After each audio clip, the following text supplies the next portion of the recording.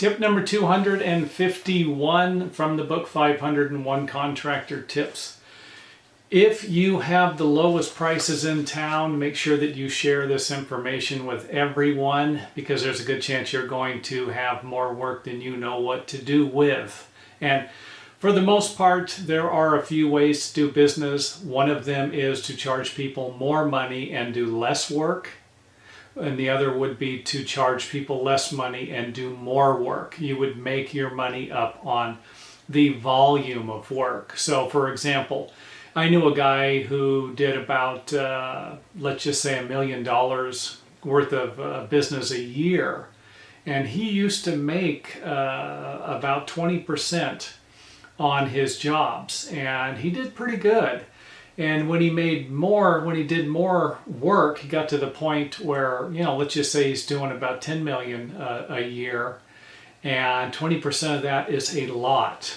In order for you to make the same amount of money, 20% of 1 million, if you're making 20% profit off of $1 million, if you were going to charge 10%, in other words, cut your profit in half, you're going to need to double the amount of work. So it'll take you $2 million at 10% profit to make the same amount of money as it would charging 20% on $1 million.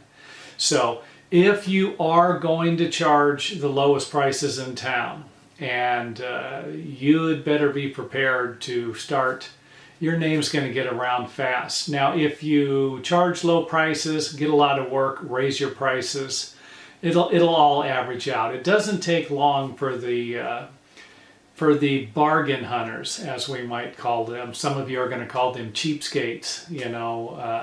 The bargain hunters are looking for a deal, and there's a lot more bargain hunters out there than there are people who are willing to pay more money for quality work. So a good example of that would be pizza places. You probably have some pizza places that serve pizzas for $5 or $10, and you have other places that serve them for $20 to $30.